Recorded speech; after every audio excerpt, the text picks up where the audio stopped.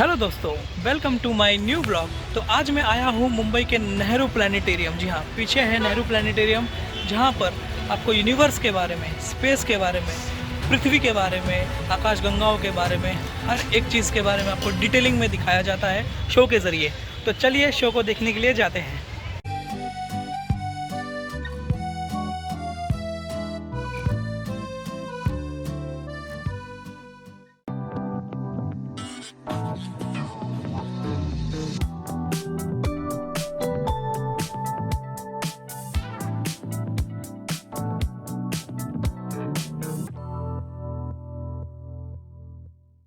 तो फाइनली दोस्तों, नेहरू प्लानिटेरियम के अंदर मैं आ गया हूँ और ये है नेहरू प्लानिटेरियम, जहाँ पर लोग आते हैं और काफ़ी मात्रा में यहाँ पर भीड़ लगी हुई है, लाइन लगा हुआ है। यहाँ पे सबसे पहले टिकट लेना होगा और फिर अंदर की चीज़ों को व्यू कर सकते हैं। तो यहाँ पे टिकट्स के रेट्स किए हुए हैं 150 रुपीज़ पर पर्सन। तो ये है एंट्री वहाँ का। मैं थिएटर के अंदर आ गया हूँ और यहाँ पर देखने वाला हूँ स्काई थिएटर में शो। बहुत मज़ा आएगा, आपको भी दिखाऊंगा। तो शुरू करते हैं। विश्व की शुरुआत कैसे हुई, इस बारे में हमें ठोस जानकारी नहीं है। कुछ लोग मानते हैं कि उसकी निर्मिति बहुत सालों पहले हुई थी और कुछ मानते हैं कि वो पहले से ही अस्तित्व में था। आज के विज्ञान का अनुमान हमें बताता है कि विश्व का निर्माण बिग बैंग नामक विस्फोट से हुआ लगभग 14 अरब वर्ष पहले।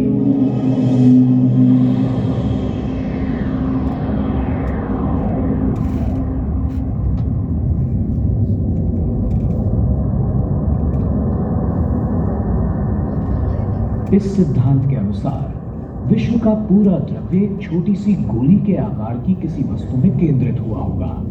अचानक किसी कारणवश उसमें धमाका हुआ और एक विश्व का निर्माण हुआ, जो भयंकर तप्त और बढ़ते हुए आकार का था, जो बाद में धीरे धीरे ठंडा हो गया। जब उसका जन्म हुआ तब वहां सिर्फ ऊर्जा और गुरुत्वाकर्षण ही था। उस ऊर्जा में से कुछ ऊर्जा का रूपांतर हुआ भौतिक पदार्थों में। प्रारंभिक भौतिक पदार्थों में से जन्म हुआ मूल तत्वों का। पहली 30 मिनटों में ही हाइड्रोजन और हीलियम का निर्माण हुआ। बाद में जब तारों का निर्माण हुआ तब उनमें से अन्य मूल तत्वों की निर्मिति हुई। लाखों वर्षों तक विस्तारित और ठंडे होने की प्रक्रिया के बाद विश्व ने अपनी प्रारंभिक अवस्था से बाल्यावस्था में प्रवेश किया। उसके बाद बहुत सारी दिलचस्प घटनाएं घटने लगी। गुरुत्वीय आकर्षण से कुछ भौतिक पदार्थ इकट्ठे हुए और यहां वहां घने गुच्छों में बिखर गए।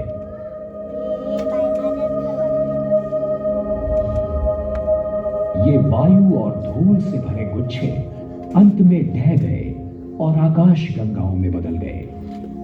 आकाश गंगाओं के हाइड्रोजन और हीलियम वायु बिखरकर उनमें से छोटे बादल बन गए। इन बादलों में से आकाश गंगाओं के पहले तारों का जन्म हुआ। शुरुआत में निर्माण हुए बहुतांश तारे अति विशाल थे, पर कुछ लाख वर्षों तक ही वो टिक पाए।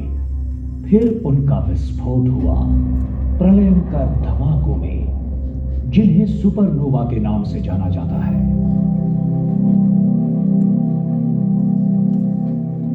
जीवन के लिए आवश्यक मूल तत्वों का निर्माण इन विशाल तारों के आंतरिक भाग में हुआ। जब उनका विस्फोट हुआ तब ये मूल तत्व आंतरतारकीय अवकाश की कड़ी शीतलता में फेंके गए। इन सुपरनोवा के विस्फोटों ने दूसरी पीढ़ी के तारों के निर्माण की प्रक्रिया की शुरुआत की।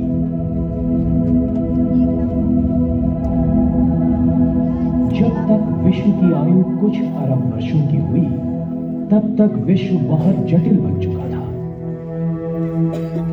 विश्व की निर्मिति के समय की प्रकाशमान ऊर्जा अब अरबों आकाश गंगाओं के विशाल समुदाय में फैल गई थी। इनमें से कुछ आकाश गंगाएं सर्पिल आकार की हैं, कुछ अंडाकार हैं, और अन्य अनियमित आकार की है, जो आकाश गंगाओं के टकराव का परिणाम है।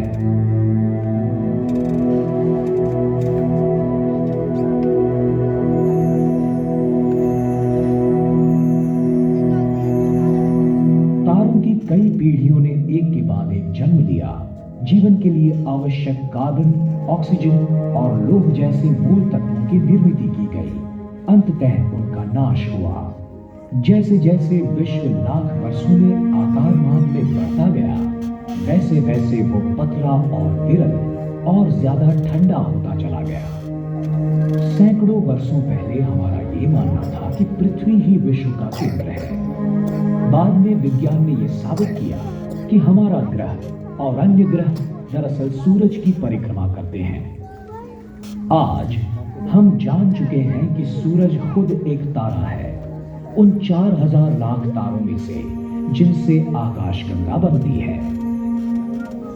पर हमारी आकाशगंगा जो अनगिनत तारों से बनी है, वो भी छोटी लगती है जब हमें ये महसूस होता है कि वो भी विश्व की अनगिनत आकाशगंगाओं में से केवल एक ही है। हमारी इस आकाशगंगा का निर्माण अरबों वर्षों पहले एक बड़े धमाके के बाद हुआ, मतलब अंदाजन 13.2 अरब वर्ष पहले। उसके सबसे प्राचीन तारों की आयु अंदाजन 10 अरब वर्ष है और सबसे नए तारे कुछ करोड़ों वर्ष की आयु के हैं। वास्तव में छोटे तारों का जन्म हर दिन होते ही रहता है। हमारा सूर्य मध्यम आयु का तारा है। उसकी आयु है 4.5 अरब वर्ष। वायु और धूल से भरे एक बादल से उसका जन्म हुआ, जिसे हम सोलार नेबुला के नाम से जानते हैं। एक विस्फोटक तारे की मृत्यु हुई और उसमें से सूरज का जन्म हुआ।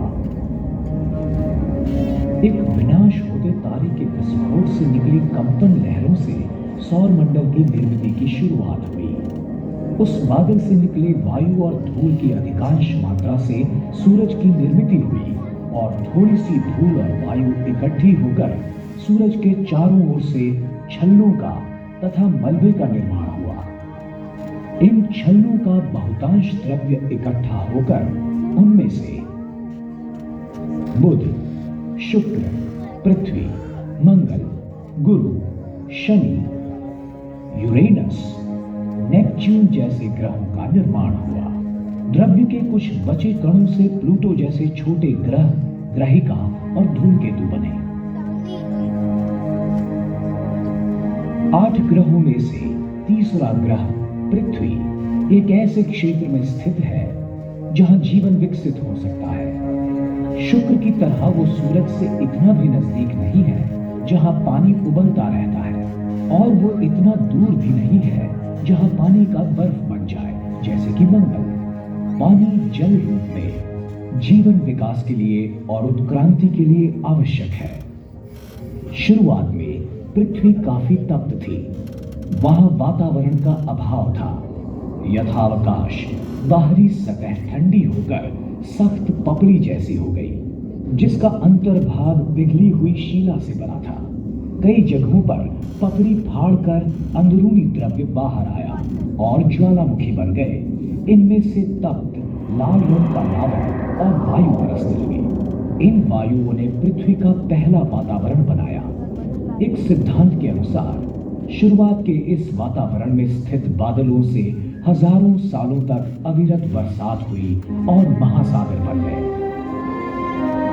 दूसरा सिद्धांत ये बताता है कि पृथ्वी पर स्थित पानी के समूह विशाल धूमकेतुओं के आघात से बने गड्ढों में बर्फ के टुकड़े पिघलने से बने।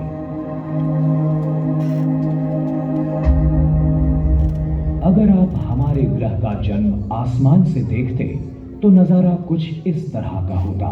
तकरीबन 4.5 अरब वर्षों पहले सूर्यमंडल के घनीभूत होने की प्रक्रिया शुरू हुई। 2000 करोड़ वर्षों के बाद पृथ्वी का निर्माण हुआ। 3000 लाख वर्षों बाद पृथ्वी पर वातावरण और महासागर बन गए। फिर 5000 लाख वर्ष बीत गए और नीले हरे रंग के शैवाल के रूप में जीवन के आदिम रूप प्रकट हुए। 5000 लाख वर्ष और बीत गए और जीवाणु तथा वनस्पति अस्तित्व में आए।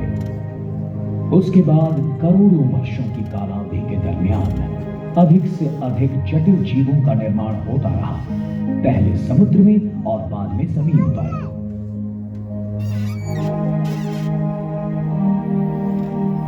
कुछ 2000 लाख वर्षों पहले डायनासोर्स जैसे महाकाय जानवरों ने पृथ्वी पर राज किया। फिर 700 लाख वर्ष पहले एक बड़ी ग्रहिका के विस्फोट से पैदा हुए मौसमी बदलाव के कारण उनका विनाश हुआ और सस्तन प्राणियों की उत्क्रांति की शुरुआत हुई। सबसे पहले थे मानव, जिन्होंने निसर्ग को ही आकार देने की शुरुआत की। हमारे पूर्वजों ने पत्थरों से हथियार बनाए, आग का उपयोग किया और खेती करना सीख लिया।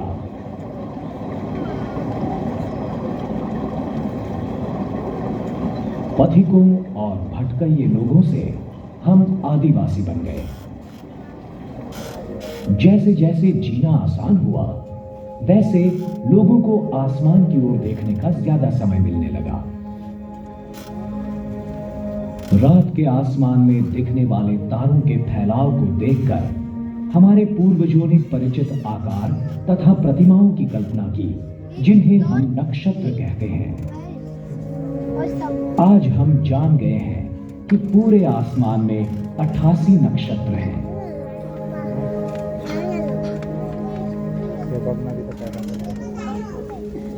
इनमें से 12 राशि चक्रीय नक्षत्र हैं। एक साथ देखें तो उनका आकार आसमान में एक पट्टी की तरह दिखता है। सूरज, चांद और ग्रह इस राशि चक्र के पट्टे से गुजरते हैं, ऐसा आभास होता है।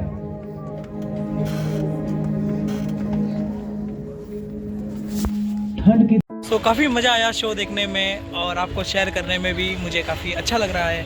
मिलते हैं नेक्स्ट वीडियो में, तब तक के लिए बाय।